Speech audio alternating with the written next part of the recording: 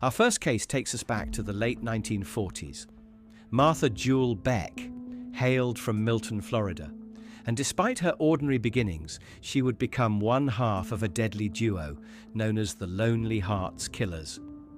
Alongside her lover Raymond Fernandez, Beck preyed on vulnerable people looking for love. The two met through a Lonely Hearts ad, and Martha, who had struggled with relationships and was described as an unhappy, often rejected single mother, fell deeply under Fernandez's sway. Fernandez claimed to have mystical power over women, and together they concocted a sinister scheme. They would lure victims, often single women, through personal ads, gain their trust and assets, and then murder them to avoid detection. Between 1947 and 1949, the pair roamed from New York to Michigan, posing as brother and sister while targeting lonely women. Their crime spree would later earn Martha Beck infamy as a rare female serial killer of her time. Victims included an elderly widow named Janet Fay, whom Martha brutally bludgeoned in 1949, and a young mother, Delphine Downing, along with Downing's 2-year-old daughter in Michigan. Investigators believe Beck and Fernandez killed at least 3 to 4 people, though the couple boasted of up to 17 victims, a number that remains unproven. Motives were largely financial. They stole money and valuables, but Martha's obsessive love and jealousy also played a role. In one instance, when Delphine Downing grew suspicious of their act, Martha's jealousy got tired of waiting, and the duo killed the woman and her child in cold blood. The investigation and trial of the Lonely Hearts Killers made national headlines. Caught after a shallow grave was discovered in a Michigan basement, Martha and Raymond confessed, thinking they might escape execution since Michigan had no death penalty. But they were extradited to New York, tried for Janet Fay's murder, and their last-minute insanity defense failed. On March 8, 1951, Martha Beck was executed by electric chair at Sing Sing Prison alongside Fernandez. She was 30 years old. The chapter of the Lonely Hearts Killers closed with that execution, but their grotesque tale of love and murder lingers in infamy. Number 2, Bessie Reece, the babysitter poisoner. In the 1960s, the quiet agricultural town of Arcadia, Florida, became the backdrop for a tragic mystery. Bessie Reece was a middle-aged babysitter and caregiver who, on the surface, seemed like a helpful neighbor. But in October 1967, a horrific mass poisoning would reveal a monster behind the matronly facade. On that day, Bessie was entrusted with watching the 7 young children of the Richardson family while their parents worked picking fruit. By evening, all 7 children, ranging from 2 to 8 years old, had collapsed after lunch and eventually died from eating food laced with a lethal pesticide. The deaths shocked Florida. 7 siblings killed in one day was almost unimaginable. Suspicion at the time, however, fell not on the babysitter Reece, but on the children's father, James Richardson, who was wrongfully convicted of the murders in 1968. For over 2 decades, the truth remained hidden. It wasn't until 1989 that Richardson was exonerated and the case reopened, bringing Bessie Reece into focus as the likely killer. What emerged was a chilling profile. Reece was not the simple caretaker she appeared to be. She was a convicted killer already. In fact, at the time of the children's poisoning, Bessie Reece was out on parole for murdering her own ex-husband by poisoning. This damning fact had been kept from the original jury. Furthermore, as investigators dug deeper, they learned that in the 1980s, while suffering from Alzheimer's disease in a nursing home, Reece had allegedly confessed to the children's murders over 100 times. Sadly, those confessions were dismissed at the time due to her deteriorated mental state. Reece's motives remain murky. Some have speculated she may have harbored a grudge or simply had a disturbed compulsion to poison. The crime had elements of both a black widow, given she killed her husband for reasons unknown, and a mass murderer, The children's poisoning was more akin to mass murder than a typical serial pattern. Investigation and aftermath. By the time the truth surfaced, Bessie Reece could not be brought to justice. She died in 1992 at age 70, having never faced charges for the Richardson children's deaths. The only comfort was James Richardson's exoneration and the public acknowledgement that the real killer had been the trusted babysitter all along. It was an eerie reminder that evil sometimes hides in plain sight, even in roles we trust the most. Number 3, Judy Buenoano, the Black Widow of Pensacola. As the 1970s dawned, North Florida became the hunting ground of a woman who would earn the nickname Black Widow. Judy Buenoano, born Judius Welty, moved to Florida and built a life that, from the outside, seemed normal. She was a mother and a business owner. But behind the facade, Judy was plotting the deaths of those closest to her for profit. Her crime spree began in 1971, when her husband, Air Force Sergeant James Goodyear, returned from Vietnam. Within months, Goodyear fell mysteriously ill in Orlando, Florida, and died. At the time, no foul play was suspected. Judy quietly collected insurance money and moved on. Over the next decade, more suspicious deaths followed Judy's path, spanning Florida and even into Colorado. In 1978, a boyfriend in Colorado named Bobby Joe Morris died suddenly after complaining of illness. Again, Judy was around, and again she profited from insurance. Back in Florida, her adult son, Michael Buenoano, whom she often resented by her own later admission, became gravely ill in 1979, with inexplicable symptoms that left him partially paralyzed. In a cruel twist, Judy took Michael, wearing heavy leg and arm braces, canoeing on a river in Milton, Florida, in May 1980. The canoe capsized and Michael drowned, unable to stay afloat. His death was presumed an accident at first. Once again, Judy cashed in a life insurance policy on a loved one. Judy's modus operandi earned her the Black Widow moniker. Like the spider that kills its mate, she was eliminating family members and lovers for financial gain. She typically used poison, arsenic, to slowly sicken her victims. Both Goodyear and Morris were later found to have arsenic in their systems. But her final known crime involved a more explosive method. In 1983, Judy was engaged to a new fiancé, John Gentry, in Pensacola. She had been feeding Gentry vitamin pills, which in reality were toxic chemicals, and even spread rumors he had a terminal illness. Before the poison could do its work, Judy decided to hasten matters. She planted a car bomb that blew up Gentry's vehicle in June 1983, severely injuring but not killing him. This would prove to be Judy Buenoano's undoing. Investigation. Suspicious of why this businessman's car exploded, Pensacola police dug deeper. They found Judy's stories didn't add up. Gentry, recovering in the hospital, revealed Judy's strange vitamins. Detectives uncovered evidence of arsenic poisoning in Gentry's blood, which led them to exhume the bodies of James Goodyear and her son Michael. Sure enough, both had been poisoned with arsenic. The exhumation of Bobby Joe Morris in Colorado yielded the same result. The pattern was clear, and Judy was arrested in late 1983. Trial and sentencing. In 1984, Judy Buenoano was convicted for the first-degree murder of her husband, James Goodyear. She was later also convicted of murdering Michael, for which she received a life sentence, and the attempted murder of Gentry. Authorities in Colorado suspected her in Morris's death and even a 1974 Alabama poisoning of another boyfriend. But by then, Florida had done enough. She was sentenced to death, making her the first woman on Florida's death row in modern times. Due to her pattern of using arsenic and attacking family, the press dubbed her Florida's Black Widow.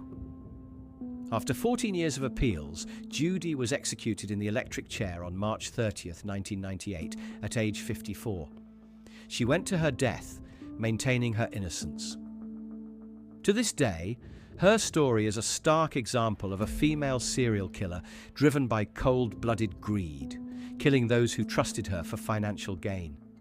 Yet even as Buenoano's case was unfolding in the 1980s, a very different kind of female killer was rising in the criminal underworld of Florida, not for insurance money, but for power in the drug trade.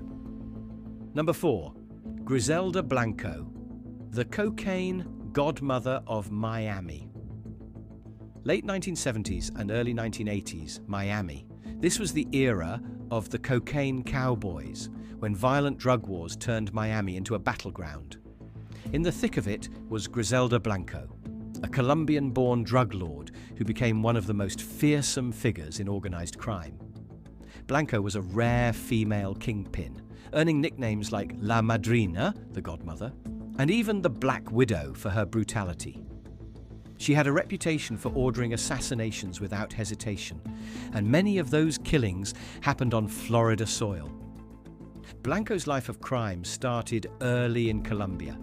Legend has it she committed her first murder as a preteen, but by the late 1970s, she had made Miami her domain.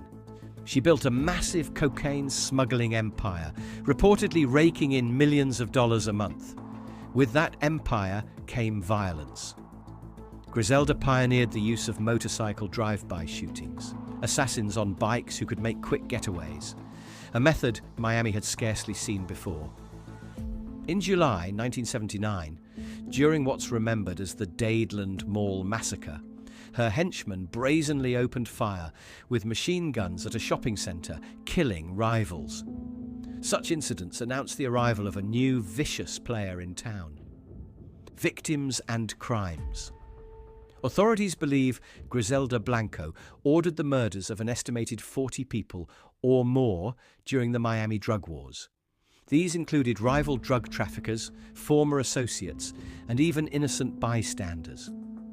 Notoriously, one of her contracted hits resulted in the death of a 2-year-old boy, the child of a target, which horrified the public and law enforcement.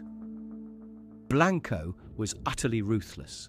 She even remained a suspect in the murders of all 3 of her own husbands, hence the Black Widow moniker. One husband was shot to death in a Medellin nightclub in a dispute over money, a hit she was said to have carried out personally in 1975. Motive and psychology. Unlike most female serial killers, Blanco's motives were less about personal relationships or insurance, and all about power, revenge, and business. She reveled in a criminal lifestyle, styling herself after mafia characters. She nicknamed her son Michael Corleone after the Godfather films. Profits from cocaine fueled her violence. She would eliminate anyone who stole from her, crossed her, or threatened her dominance. Miami Police Detective Nelson Andreu, who investigated the carnage, noted she had scores of murders under her command. The atmosphere of the time was one of fear. Few women in history have been as notorious in organized crime as Griselda Blanco. Investigation and trial. By the mid-1980s, law enforcement finally caught up to the cocaine godmother. The DEA arrested Blanco in 1985 in California. She was eventually extradited to Florida to face murder charges. Prosecutors had a star witness. One of her former hitmen agreed to testify that Blanco ordered several killings. But in a twist worthy of a crime drama, the case nearly fell apart in court due to a scandal. One of the secretaries in the prosecutor's office was caught having phone sex with that hitman witness. To avoid a mistrial, in 1998, Griselda Blanco struck a plea deal, pleading guilty to 3 counts of second-degree murder. These 3 murders, one of which was the young boy, were just the tip of her bloody iceberg, but they were enough to put her away. She was sentenced to 20 years in prison, a relatively light punishment considering her alleged body count, but the evidence had been jeopardized. Blanco served her time and was released on parole in 2004, immediately deported back to Colombia. The story, however, does not end there.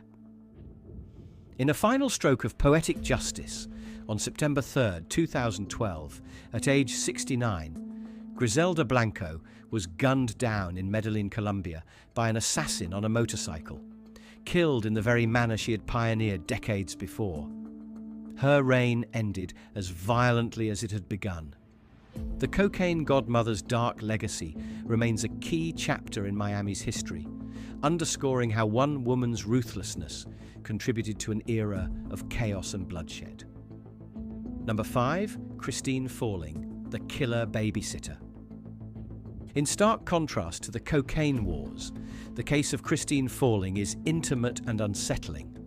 Dubbed the killer babysitter, Christine Falling was a young woman from Perry, Florida, in the state's panhandle, who, in the early 1980s, quietly murdered the very children she was hired to care for. Her crimes, though not as infamous nationally as some others, have secured her a dark place in Florida's criminal history. Background: Christine Laverne Falling, born Christine Slaughter, had a troubled upbringing marked by poverty, a low IQ, and health issues including epilepsy. She was known to harm animals as a child, a warning sign in hindsight, dropping cats from heights to test their 9 lives. Married off at 14 to escape family problems, divorced by 15, Christine was adrift by her late teens. To earn money, she turned to babysitting, one of the few jobs a young, uneducated woman could get in her small town. In February 1980, Falling took care of 2-year-old Cassidy Johnson in Blountstown, Florida. Little Cassidy suddenly fell ill and died at the hospital. With an initially unclear cause, doctors noted brain swelling and possible encephalitis. Christine claimed the toddler just passed out and perhaps fell. The death was deemed natural at the time. Only later would Falling admit what really happened. She had strangled the child with a pillow in a fit of frustration. Over the next 2 years, a series of children and one elderly man died under Christine Falling's watch, each time with ambiguous medical causes. In July 1980, in Lakeland, Florida, 8-month-old Jennifer Daniels, Christine's own half-sister's baby, died supposedly of sudden infant death syndrome while Christine babysat. Earlier, in the spring of 1980, 2 brothers, 4-year-old Jeffrey Davis, and just days after his funeral, 2-year-old Joseph Spring, Jeffrey's cousin, both perished abruptly while under Falling's care in Jackson County, Florida. Doctors attributed these to a viral infection or heart inflammation at the time. In 1981, back in her hometown of Perry, Christine briefly worked as a housekeeper for a 77-year-old man named Wilbur Swindle, who dropped dead of an apparent heart attack on the very day she started the job. No one connected that dot then. Finally, on July 2nd, 1982, Falling babysat 10-week-old Travis Coleman in her trailer home in Perry. That night, baby Travis was found dead. This time, authorities grew suspicious. Too many children had died around Christine. The death of Travis Coleman prompted an autopsy that suggested smothering. Police took a closer look at the coincidences, and Christine Falling, now 19, was questioned.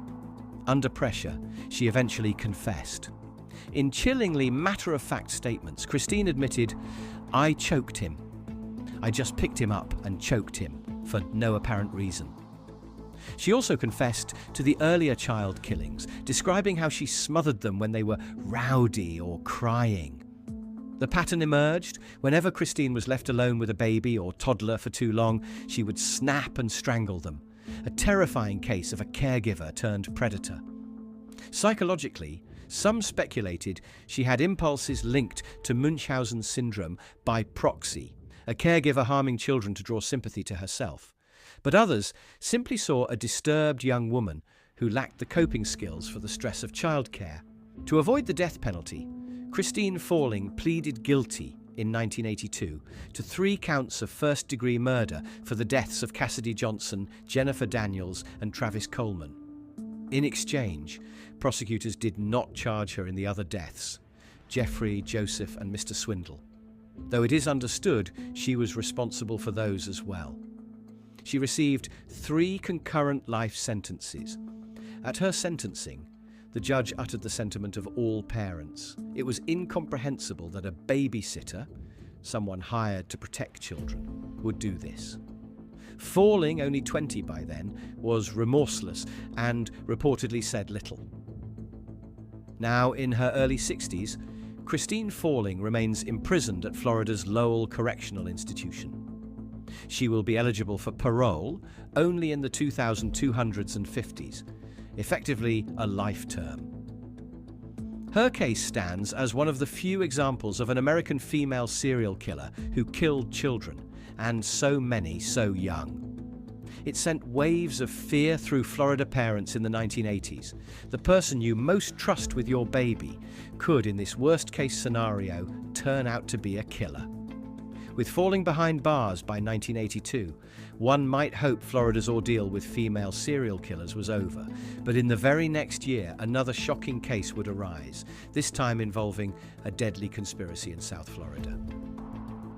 Number 6, Dee Casteel. In the mosaic of Miami's 1980s crime, amid drug lords and street violence, emerged Dee Casteel, a woman whose serial crimes were driven by greed and fear of exposure. Dolores Dee Casteel was not a household name, but her case is notorious in Florida law enforcement circles for its cold-blooded calculation. She orchestrated a pair of murders in 1983 to prevent her embezzlement scheme from coming to light. Dee Casteel, in her mid-40s at the time, worked as a manager at a popular Miami Beach delicatessen. There, she and a fellow employee had been skimming money from the business, a crime in itself, but one that soon turned deadly. The delicatessen owner's son, Mark Silverman, caught on to their embezzlement or posed a threat to expose it. Rather than face the consequences, Casteel and her accomplice decided to eliminate him. In August 1983, they hired 2 hitmen, auto mechanics by trade, to murder Mark Silverman, making him disappear. When Mark's mother, 84-year-old Helen, the deli owner's widow, started asking where her son had gone, suspicion could mount toward Casteel. So, incredibly, a month after the first murder, in September 1983, Casteel paid the same thugs to kill Helen as well. Helen, the elderly widow, was shot to death in her home. Mark had been killed and his body hidden, hence he was the missing son in question. The motive was clear: cover up the thefts by silencing anyone who would press the issue. It was murder to hide another murder and crime, forming a deadly chain of events orchestrated by Casteel. In essence, she became a serial killer by proxy. She didn't pull the trigger herself, but she set the murders in motion and paid for them, making her just as culpable. The double murder for hire did not go unnoticed by police. Co-workers and those who knew the Silverman family voiced suspicions. Investigators eventually cracked the case, likely flipping one of the hired gunmen or the co-conspirator to reveal Casteel as the mastermind. By 1985, Dee Casteel was arrested and charged. Her trial showcased her cold, pragmatic approach to crime. She saw killing as a solution to her problems of being caught stealing. In 1987, a Dade County jury convicted Dee Casteel of first-degree murder for Helen's slaying, and by extension, Mark's. She was sentenced to death in Florida's electric chair for the murder of the 84-year-old woman. Casteel thus briefly joined the roster of women on Florida's death row. However, her death sentence was overturned on appeal in 1990, for reasons such as juror issues or disproportionality, as often happened in that era. In 1991, she was resentenced to life in prison. Dee Casteel never saw freedom again. She died in prison in 2002 at age 64.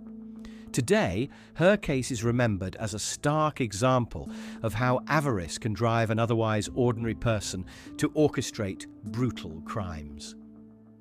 Little did Floridians know, as Casteel was being sentenced in 1987, that just a couple of years later, one of the most bizarre and sensational female-involved serial cases in Florida was about to break. One involving videotaped murder and a twisted romance.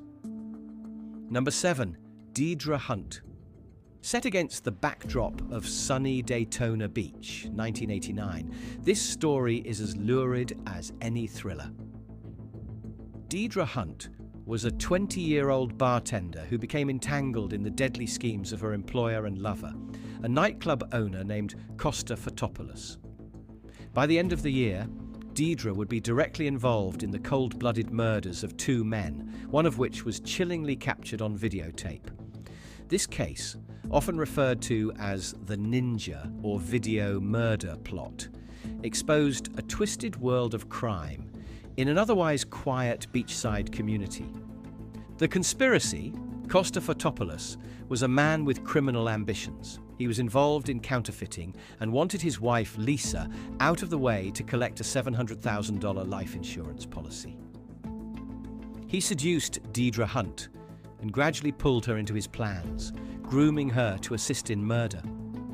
The first target was not his wife, but an associate he deemed a threat, Kevin Ramsey, a 19-year-old who had been involved in Costa's fake money scheme and was now blackmailing him.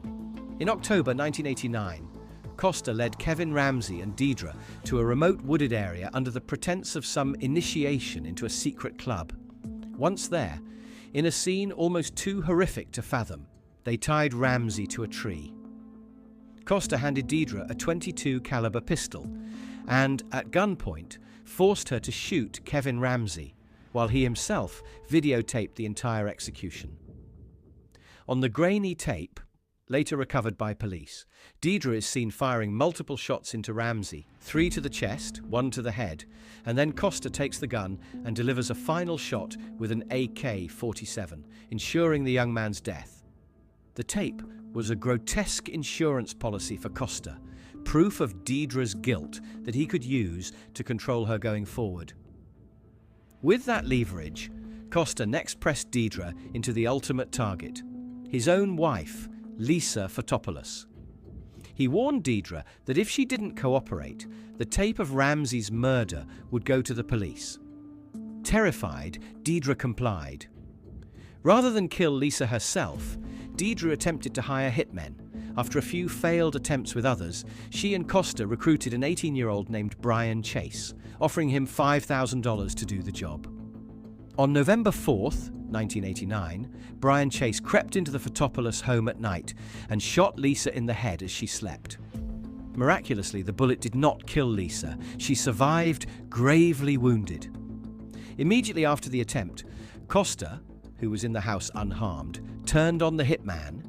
He shot Brian Chase dead on the spot, trying to stage it as if Chase was an intruder killed in self-defense during a burglary. Investigation and trial. The crime scene at the Fotopoulos home raised many red flags for investigators. A dead intruder and a wounded wife didn't neatly add up, especially once Lisa recovered enough to speak. Within days, Dedra Hunt was arrested, and the whole bizarre plot unraveled. Facing overwhelming evidence, including the damning videotape of Kevin Ramsey's murder, which police found hidden in Costa's residence, Dedra chose to cooperate. She confessed fully, spilling the details of Costa's coercion and the twisted sequence of events. In court, Dedra Hunt pleaded guilty to 2 counts of first-degree murder, Kevin Ramsey and Brian Chase, as well as conspiracy and attempted murder charges for the plot against Lisa. Her testimony against Costa was crucial in convicting him. However, this cooperation did not spare her the harshest punishment initially. In 1990, Dedra was sentenced to death for her role in the murders. She became one of the youngest women ever sent to Florida's death row. Yet, many saw Dedra also as a victim of Fotopoulos' manipulation, a woman without a prior record, seemingly dominated by a dangerous man. Over the next few years, appeals highlighted how Costa had effectively brainwashed and threatened her. In 1998, mercy prevailed, and Dedra Hunt's death sentence was commuted to life in prison. Currently in her mid-50s, she remains incarcerated at Homestead Correctional Institution. Costa Fotopoulos, on the other hand, received multiple death sentences and is still on death row. The Dedra Hunt case stands out as a deadly lover's pact gone horrifyingly wrong, a young woman drawn into murder by a Svengali-like partner. The existence of the murder videotape still haunts anyone who hears the story, a stark reminder of how real-life crimes can be as chilling as any movie. As the 1980s turned into 1990, Florida had now seen female killers across the spectrum, from a teen babysitter to a drug queen, to a black widow and a coerced lover. But one case still remained, hitting the 1990s with national infamy. Our final story is the most famous of them all, the one that brought the image of a female serial killer to front-page news. Number 8. Aileen Wuornos, Damsel of Death on Florida's highways. Our journey concludes with Aileen Wuornos, perhaps the most notorious female serial killer in American history, often called the Damsel of Death. By the end of the 1980s, as Florida grappled with all the cases we've discussed, Wuornos embarked on a violent spree that would solidify her infamy. Between late 1989 and late 1990, Aileen Wuornos, an itinerant sex worker, murdered 7 men along the highways of central Florida. Her case garnered intense media attention, books, documentaries, and the Hollywood film Monster. It remains a haunting tale of abuse, revenge, and violence. Background: Aileen Carol Wuornos had a nightmarish upbringing in Michigan, filled with abuse and abandonment. By her early 20s, she drifted to Florida, surviving through prostitution along the I-75 corridor. By the late 1980s, Wuornos was living a marginal life, often hitchhiking between towns like Daytona Beach, Ocala, and Tampa with her girlfriend Tyria Moore. Years of trauma had hardened her, and at age 33 she turned to murder. Wuornos's killing spree began on November 30th, 1989, when 51-year-old Richard Mallory, an electronics shop owner from Clearwater, picked her up along a highway. Mallory's body was found in a wooded area. He had been shot multiple times with a .22 caliber pistol. Over the next year, 6 more men, all middle-aged, traveling alone, were found dead or went missing under similar circumstances. David Spears, 43, a construction worker, found June 1990 in Citrus County, shot 6 times. Charles Carskadden, 40, a rodeo worker, found a few days after Spears in Pasco County, shot 9 times.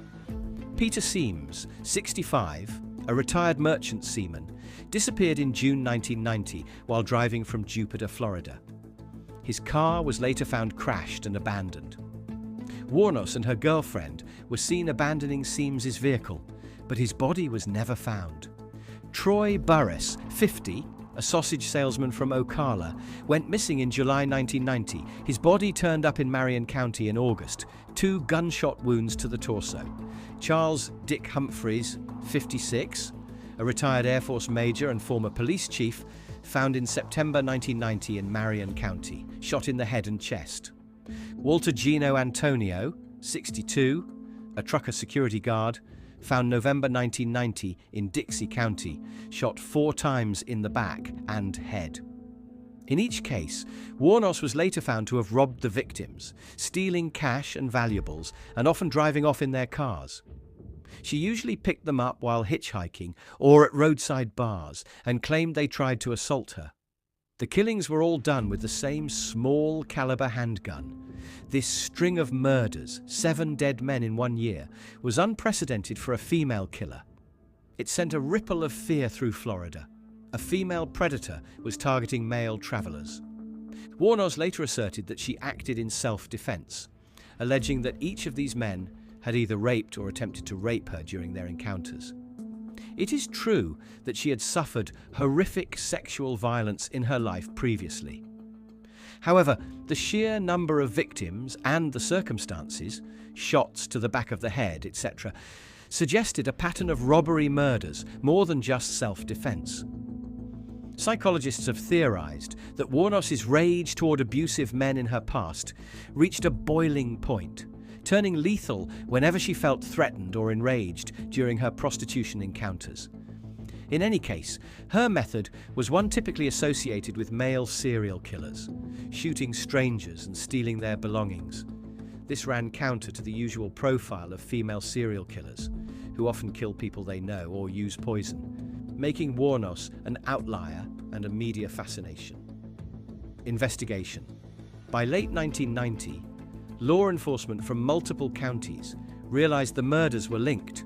The rare .22 caliber slugs, the fact all victims were middle-aged men last seen with a female hitchhiker, and witness reports of 2 women seen with victims' cars built a picture.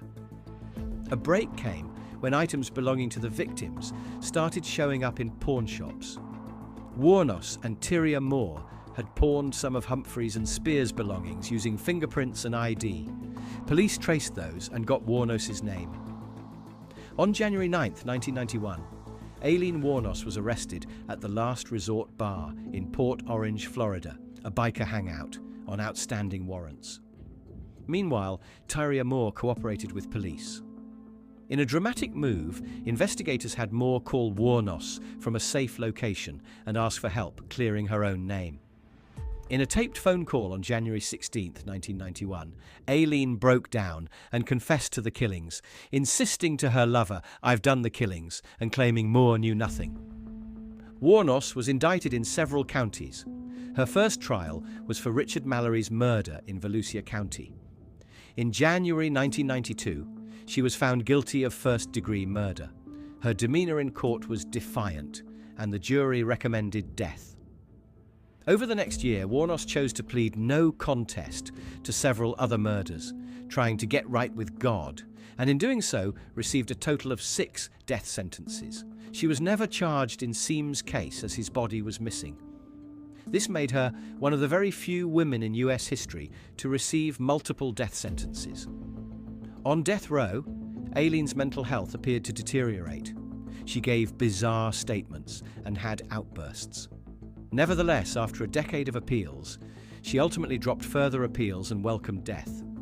On October 9, 2002, at age 46, Aileen Wuornos was executed by lethal injection at Florida State Prison.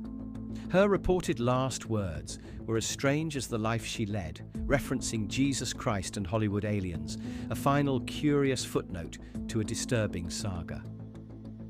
Wuornos' case drew widespread attention to the plight of abused women, even as it also highlighted the existence of female serial killers in a realm typically dominated by men. She has been the subject of extensive analysis, seen by some as a victim of a harsh life who lashed out, and by others as simply a cold-blooded murderer. Either way, her story, a tragic journey from victim to victimizer, remains etched in Florida's collective memory. The film Monster, 2003, for which Charlize Theron won an Oscar portraying Wuornos, further cemented Aileen's place in criminal law. In the eerie annals of crime, Aileen Wuornos stands as the closing chapter, for now, of Florida's female serial killer history, a stark reminder that evil knows no gender.